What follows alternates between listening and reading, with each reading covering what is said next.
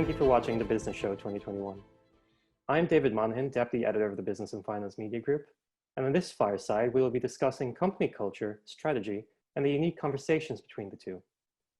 If you're tweeting, please use the hashtag #RebootingIreland to be part of the online conversation. I'm joined by Ruairi Kelleher, Chief Executive Officer of Immedis. Ruairi, how are you today? Yeah, good, David. Delighted to be here. Hope you're well. I'm well, thanks. Thank you for joining us. So I suppose to begin, can you tell us a bit about yourself, your role, and Immedis? Yeah, no, absolutely. So my name is Ruairi Kelleher, as you mentioned. I'm the CEO of Immedis. Immedis is part of the very successful Clune Technology Group. Some may know it as the tax-backed group here in Ireland, which has a collection of global companies that focuses on digitization, fintech, especially on a global scale. Immedis has, we as part of the group since 2012, and formally became as a standalone brand in 2016. So historically, we started the organization very much focused from a service part of the business on global mobility and taxation, dealing to corporates around the world for their expat population, and we grew that into what is now Immedis, which is an enterprise technology solution for global payroll. So it's the whistle stop of the fast journey we've been on over that period of time. I suppose my role specifically is focused on the corporate direction and strategy and leading the hypergrowth, as we call it internally, is to ensuring that our hypergrowth is sustainable, and so leading the organization from a people perspective as well. So you talked there about hypergrowth. Immedis is in a stage of hypergrowth. Can you tell us more about this and some of the key milestones on this journey to date? Yeah, I think Immedis for its whole life has lived in hypergrowth, and as I mentioned earlier on, like the sustainability of that hypergrowth is what the core focus of myself and the wider leadership team does on a daily basis. And from our launch in late 2016, we've grown the business from a handful of people to now over 300 people, and that's been an incredibly exciting journey. And within that time, we've done an acquisition in the US and 2 external funding rounds to ensure that we have the capital infrastructure to deliver on that. So in terms of hypergrowth, from a percentage perspective, we've had a compound annual growth rate north of 80%, and we expect to kind of continue to see that trend over the next 4 years. So it's building the organizational structures and foundations to deliver on that. A lot of your employees have been with you on this journey of hypergrowth. How do you ensure a company culture is fostered and maintained throughout this? Yeah, a lot of the team that is now the senior management team has been there from day one, even predates day one back into the Clune Technology Group across different roles within the wider tax-backed group. So ensuring that we enable that domain expertise and maintain that culture of the core kind of values of the organization is really critical to sustaining that hypergrowth. So ensuring that the individuals who are there from day one, but it's also important that, hugely important that we add external expertise, headcount, domain depth, talent density at the top of the organization to be able to maintain a really strong culture of execution. So one of the most important things in my role is to encourage and ensure that the foundation of our business, which is our people and our culture, is protected. We can grow as quickly as we want for a short period of time, but without a really strong DNA and understanding as to who we are, that won't last. So, as an organization, we spend a lot of time and we put a lot of focus on ensuring the culture is protected. And even from myself, my own perspective, I would have been somewhat skeptical as to the importance of culture and values back in 2015, 2016, before we went on this journey. But actually seeing it in action as you grow from, as I said, 10, 20 people to 300 plus people, it just proves how important it is. And I've been able to see it kind of firsthand. And now it have probably gone a 180 on it, and that's to the extent where I think it's probably the single most important thing in any hypergrowth company is the people and culture. Never underestimate people power. So I suppose to see the growth of an Irish company is an amazing achievement and a story to tell, no doubt.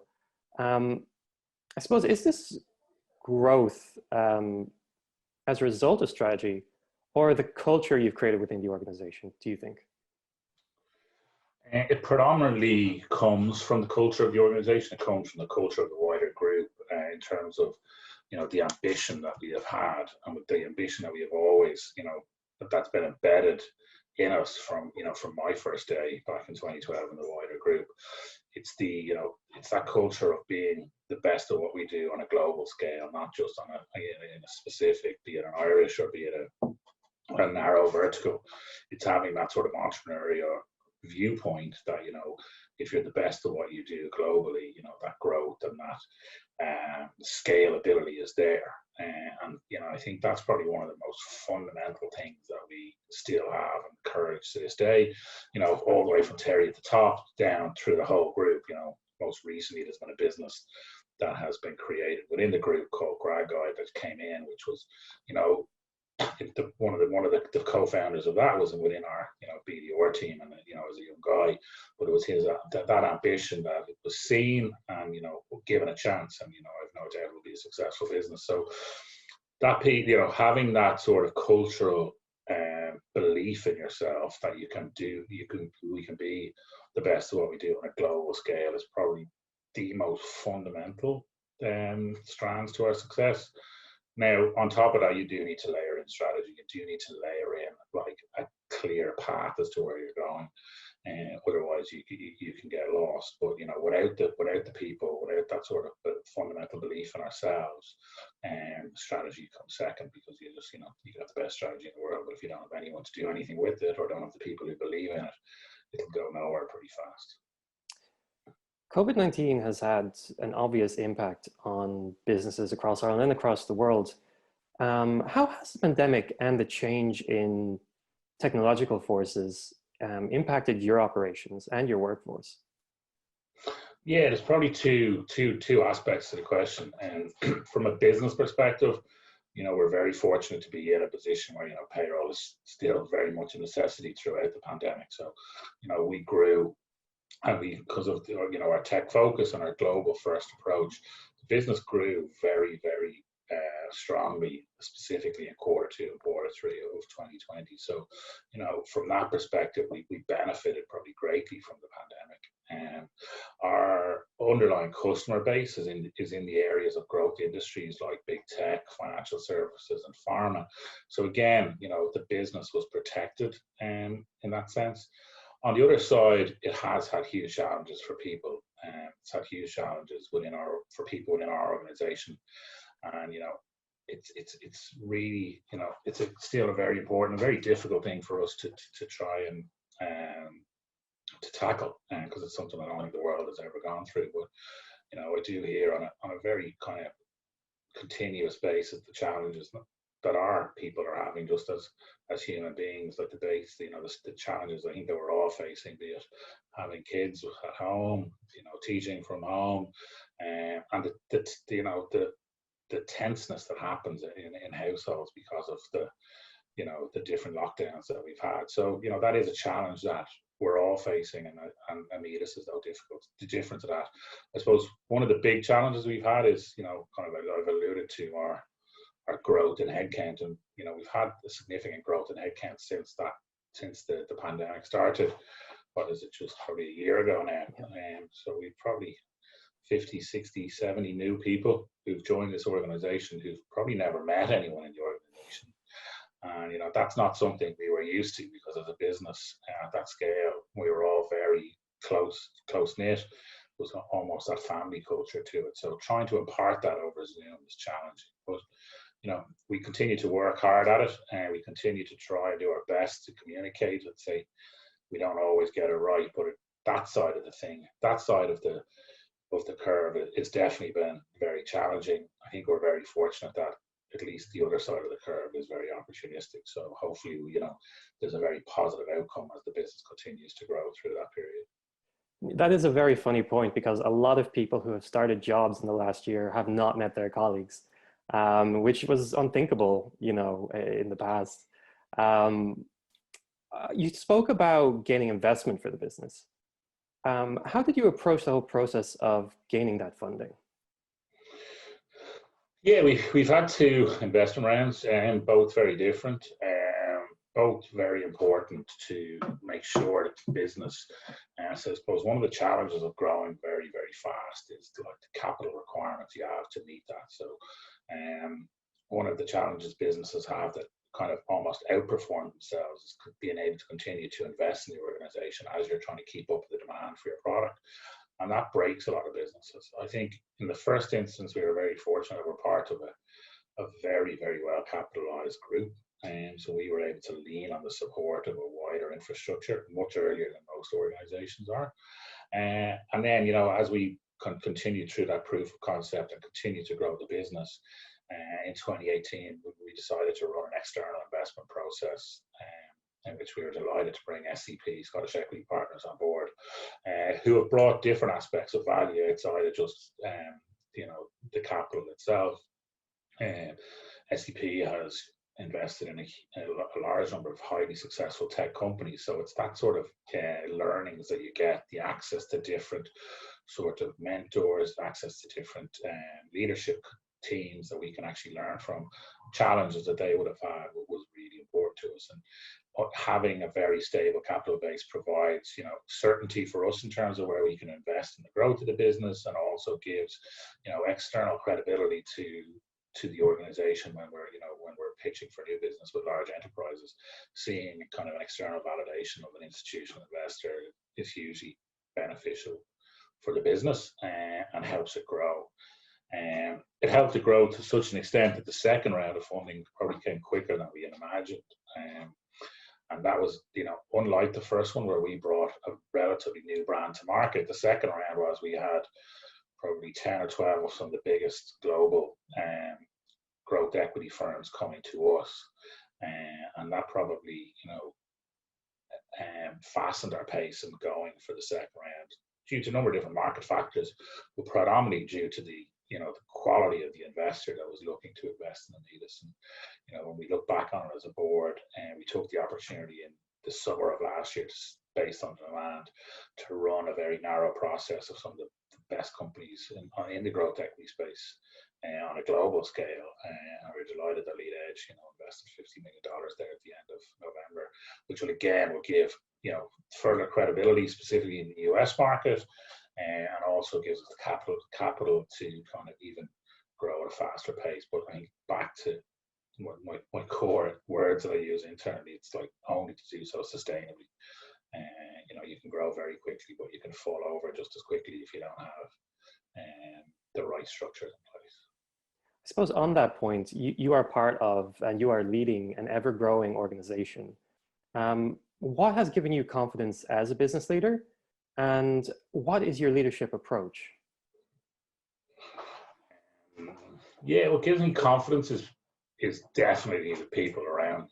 I think when I heard, hopefully it's okay saying this, when I started in TaxBack, there was always this, reference to the TaxBack bus. So what would happen to you if you got hit by the bus, and what would happen to the company behind you? And I think what gives me confidence is like the incredible team that sits around me, both at executive level, senior management, all the way down. We've built a really strong talent pool within Immedis, and that gives me huge confidence that I'm surrounded by people who are, specialists in their area that they lead, and they're way better at what they do than I am. And so, that gives huge confidence to me, it gives huge confidence to the board that the business is always, in the best hands and going in the right direction.